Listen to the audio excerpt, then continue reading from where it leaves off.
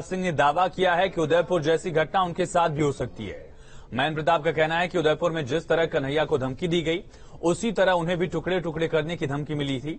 इसकी शिकायत उन्होंने पुलिस से भी की, लेकिन इस मामले में पुलिस प्रशासन पर महेंद्र सिंह ने आरोप लगाया और कहा कि पुलिस मामले को अनदेखा कर रही है।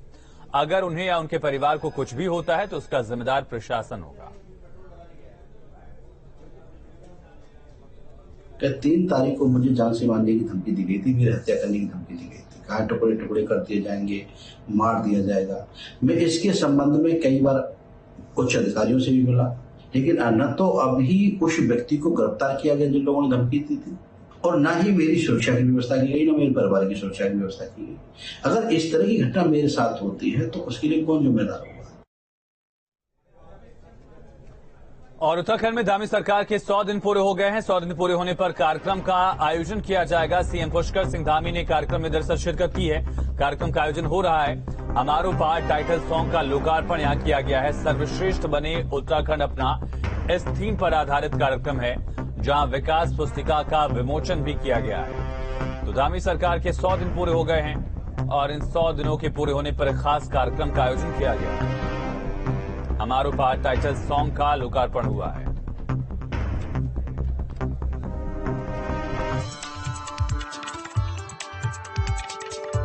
उत्तराखंड में पुष्कर सिंह धामी सरकार के आज 100 दिन पूरे हो गए। इस खास मौके पर धामी सरकार जनता के सामने सभी विभागों का लेखा जोखा पेश करेगी।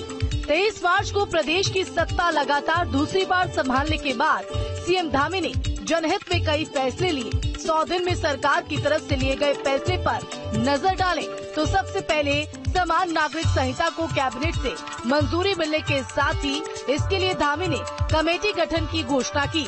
साथ ही सरकारी कर्मचारियों का भत्ता बढ़ाने, समाज कल्याण विभाग से जारी पेंशन राशि में इजाफा, शिक्षा मित्रों के मानदेय को 15,000 से बढ़ाकर 25,000 करने, गरीब परिवार को साल में 3 मुफ्त सिलेंडर देने, अग्निवीरों को राज्य सरकार की नौकरी में वरीयता देने समेत कई फैसले सरकार की तरफ से लिए गए हैं। 100 दिनों में हमने प्रयास किया है। हमने समर्पण, प्रयास और संकल्प तीनों को लेकर हम आगे बढ़ रहे हैं और इस आधार पर 2025 के लिए हमने सभी विभागों को योजना बनाने के लिए कहा है कि 100 दिनों में एक जो फाउंडेशन हमने तैयार की है, कुछ हमने फैसले लिए हैं। इसमें समान नागरिक संहिता पर हमने फैसला लिया है, 3 सिलेंडर मुफ्त में देने पर हमने फैसला लिया है। इसके साथ ही वृद्धावस्था पेंशन है, विकलांग पेंशन है और हमारी विधवा पेंशन है। तीनों पेंशनों को हमने बढ़ाया है। साथ ही पहले परिवार में एक पेंशन मिलती थी, अब दोनों को पेंशन देने के, दोनों बुजुर्ग दंपतियों को दोनों को पेंशन देने की व्यवस्था की है। इस बीच 100 दिन में सरकार की तरफ से जनहित में कितने भी बड़े फैसले लिए गए हों, लेकिन विपक्ष को कहीं कुछ भी नजर नहीं आ रहा है। कांग्रेस के दिग्गज नेताओं ने धामी सरकार के 100 दिन पूरा होने पर जमकर हमला बोला। इनके पास बताने के लिए कुछ नहीं है। मैं 100 दिन में पुष्कर सिंह धामी का आकलन नहीं करना चाहूंगा।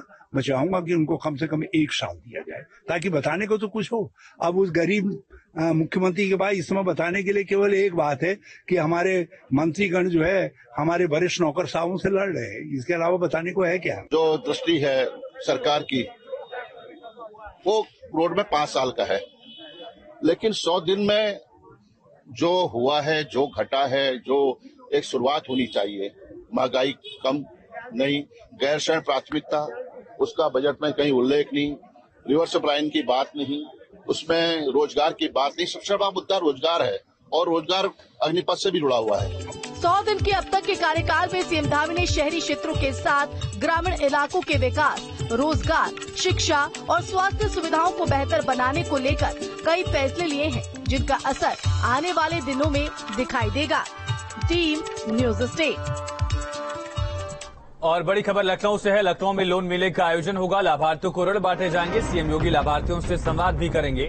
सरकार नई एमएसएमई नीति का ऐलान भी कर सकती है। उत्तर प्रदेश सरकार की एमएसएमई नीति का अब तक फायदा दिखा है, लेकिन इसमें और बदलाव करके और बेहतर कोशिश की जाएगी ताकि जो लघु और मध्यम व्यापारी हैं उनको और आगे बढ़ावा दिया जा सके, छोटे व्यापारियों को बढ़ावा मिल सके। ये कोशिश लगातार सरकार की रही है। इसी सिलसिले में ओडीओपी को भी आगे बढ़ाया गया।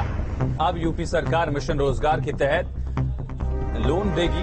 जो उद्यमी हैं, छोटे उद्यमी, उनको लोन दिया जाएगा और पिछले 5 सालों में 2.5 लाख करोड़ से ज्यादा का लोन दिया भी जा चुका है। ताकि छोटे उद्यमियों को उसका फायदा मिले। खाद्य प्रसंस्करण और फसल विविधीकरण को बढ़ावा देने के लिए कर्ज दिया जाएगा। एमएसएमई विभाग की ओर से लोन मेले का आयोजन किया गया है। मुख्यमंत्री ऑनलाइन लोन वितरण करेंगे। 1,90,000 लाभार्थियों को उसका फायदा मिलेगा।